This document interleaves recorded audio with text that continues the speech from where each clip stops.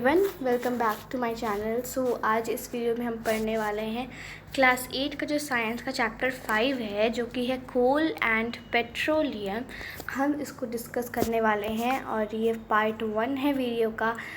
चलिए स्टार्ट करते हैं। तो चैप्टर का नेम है कोल एंड पेट्रोलियम। तो आप सब लोग कोल और पेट्रोलियम से अच्छी तरह से फेमिलियर होंगे। तो आप ये भी जानते होंगे कि कोल को हम हिंदी में कोयला कहते हैं, राइट?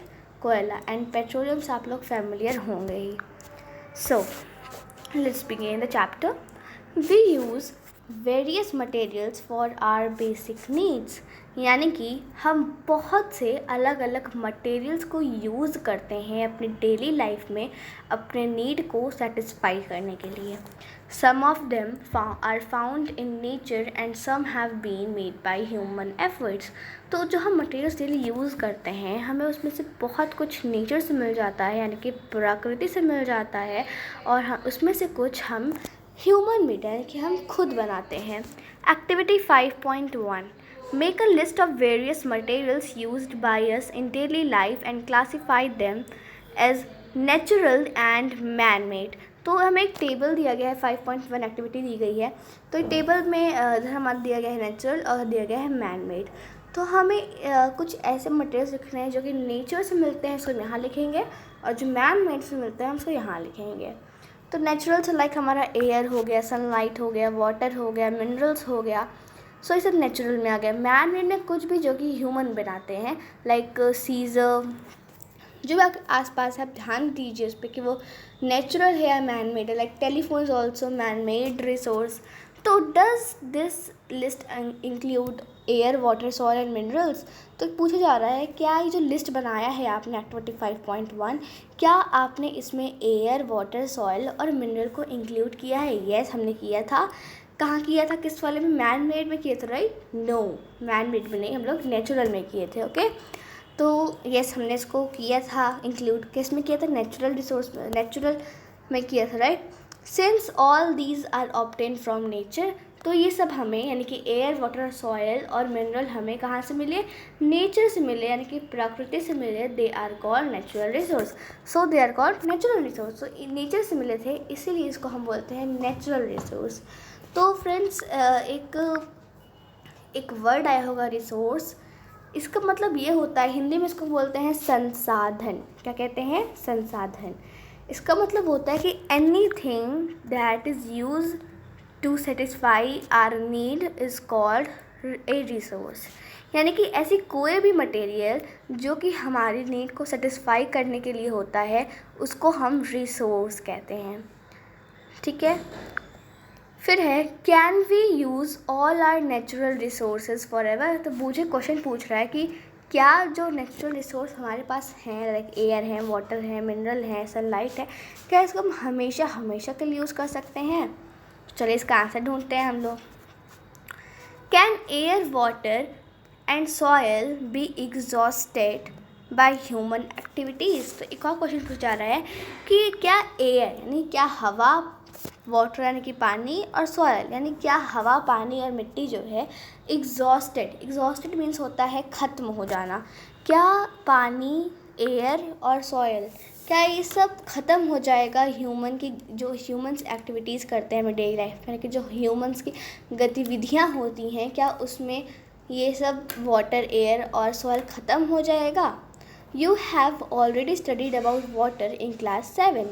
तो उसने बोल रहा है कि आपने ऑलरेडी क्लास 7 में वाटर के बारे में पढ़ चुका है।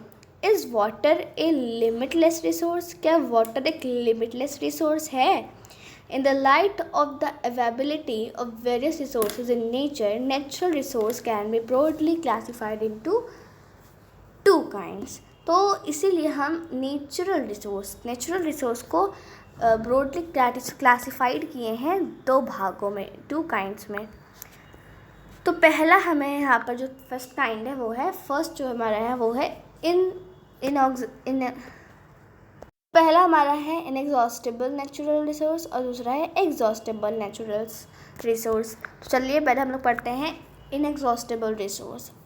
These resources are present in unlimited quantity in nature and are not likely to be exhausted by human activities. तो इनएक्सहॉस्टेबल नेचुरल्स उसे कहते हैं ऐसे मटेरियल्स जो कि जिसकी क्वांटिटी जो नेचर में है वो ज़्यादा है और वो जल्दी एग्जॉस्ट नहीं हो सकता है. Example sunlight and air.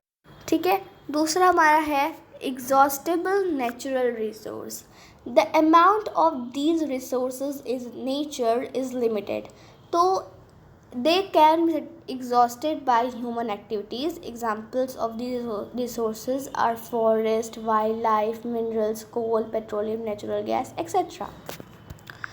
तो ये कह रहे हैं कि एग्जॉस्टेबल नेचुरल रिसोर्स वो होते हैं ऐसे मटेरियल्स जो कि लिमिटेड क्वांटिटी में प्रेजेंट हैं और वो कभी भी ख़त्म हो सकते हैं.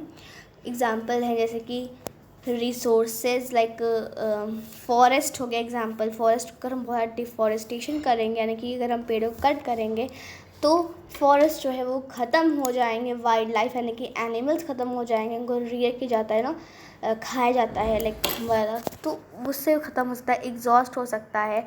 मिनरल्स, कोल, पेट्रोलियम, नेचुरल गैस एक्सेट्रा. तो ये सब एग्जॉस्टेबल नेचुरल रिसोर्स है. फिर हमें दिया गया है एक 5.2 एक्टिविटी है, इसको आप खुद से कर लीजिएगा.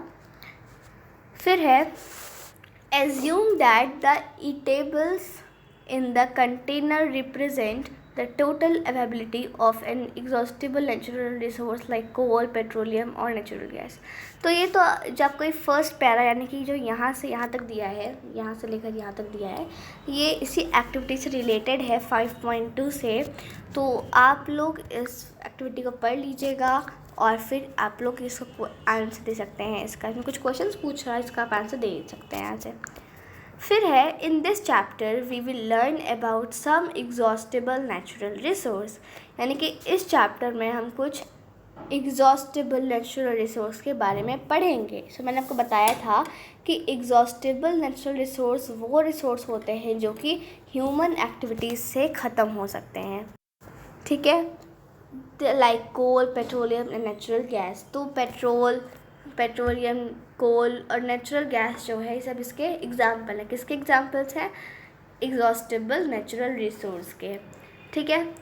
These were formed by the dead remains of living organisms fossil. So these are also known as fossil fuels. यानी कि तो ये जो अपने जो एग्जॉस्टेबल नेचुरल रिसोर्स होते हैं, एग्जॉस्टेबल रिसोर्सेज होते हैं, एग्जाम्पल्स कोल था, पेट्रोलियम है, नेचुरल गैस है, ये सब डेड और डिकेइंग जो जानवर मर जाते हैं उनसे बनते हैं. तो ये जो उनके रिमेन जो बचते हैं लास्ट में, जो उनकी हड्डियाँ कह सकते हैं, जो भी मैन्योर बचता है लास्ट में, उससे बनता है हमारा फॉसिल फ्यूल्स. ठीक है. उसी को हम कहते हैं फॉसिल फ्यूल्स. फिर अब आता है 5.1 हमारा दिया गया है coal. You may have seen coal और heard about it. It is as hard as stone and is black in colour. तो बोल रहा है कि आप सब ने कोल के बारे में पढ़ा होगा या सुना तो ज़रूर ही होगा ना. तो कह रहा है कि it is hard as stone. तो ये बहुत ज़्यादा सख्त, हार्ड मीन्स सख्त, कड़ा. तो ये बहुत ज़्यादा हार्ड होता है स्टोन की तरह और ये ब्लैक कलर का होता है. Coal is one of the fossil fuel used to cook food. और कोल को हम खाना बनाने के लिए यूज़ करते हैं. Earlier it was used in railway engines to produce steam to run the engine. तो कोल को हम खाना बनाने के लिए भी यूज़ करते हैं, मगर बहुत साल पहले की ज़माने में बहुत पहले जो कोल था उसको रेलवे इंजन्स में यूज़ किया जाता था स्टीम प्रोड्यूस करने के लिए. It is also used in thermal power जो होता है विंड मिल की तरह, जिससे इलेक्ट्रिसिटी प्रोड्यूस होती है. प्लांट्स टू प्रोड्यूस इलेक्ट्रिसिटी वही चीज़ है. Coal is also used as fuel in various industries. और कोल को बहुत सी इंडस्ट्रीज़ में भी यूज़ किया जाता है एज अ फ्यूल. तो अब हमें यहाँ पर दिया गया है स्टोरी ऑफ कोल. कैसे कोल कैसे फॉर्म होता है, कैसे बनता है, इसको हम पढ़ लेते हैं. So story of coal. तो पहेलियाँ पूछ रही है where do we get coal from and how is it form. तो ये पूछ रही है कि कोल जो होता है यानी कि जो कोयला होता है ये हमें कहाँ से मिलता है और ये कैसे फॉर्म्ड यानी कैसे ये बनता है। चलिए पढ़ते हैं, इसका आंसर ढूंढते हैं हम लोग। अबाउट 300 मिलियन ईयर्स एगो यानी कि 300,000 साल पहले की बात है। The earth had dense forest, जो अर्थ था उस पर बहुत ही घने फॉरेस्ट यानी जंगल थे।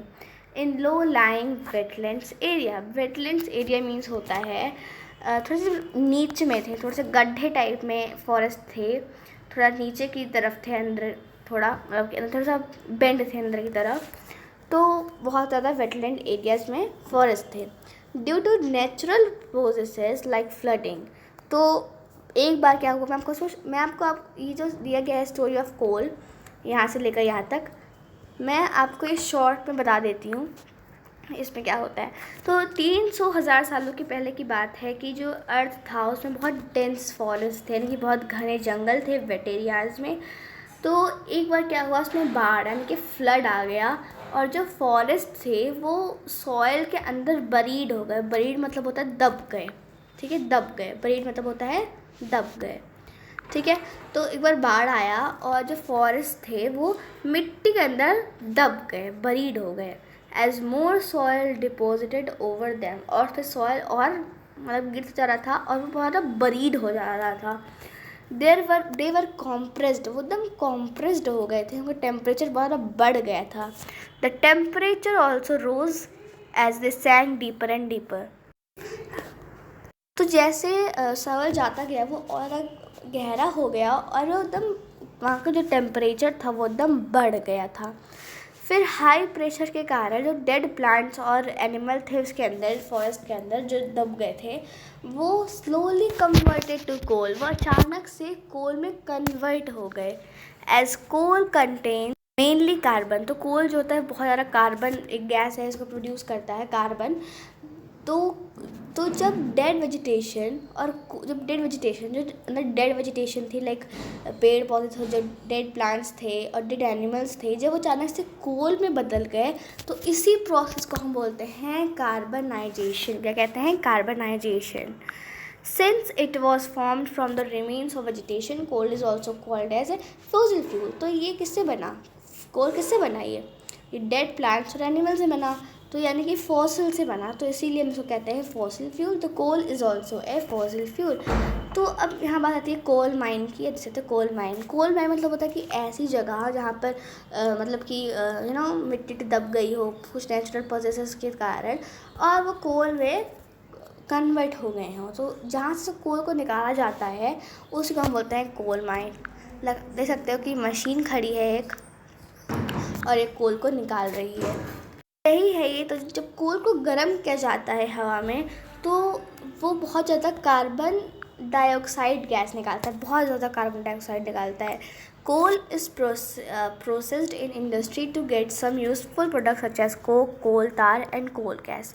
तो कोल से इसको इंडस्ट्री में यूज़ किया जाता है कोल को, और इसमें से कुछ प्रोडक्ट्स निकाले जाते हैं कोल से, जैसे कि कोक हो गए, कोल हो गए और कोल तार और कोल गैस हो गया। तो ये जो मैं इसके जो प्रोडक्ट्स निकाले हैं कोक, कोल तार और कोल गैस, इसको हम पढ़ेंगे अब। तो ये पार्ट 1 था, अब इसको हम पार्ट 2 में पढ़ेंगे आगे। So thank you for watching this video and please don't forget to like and subscribe if you like this video. Thank you.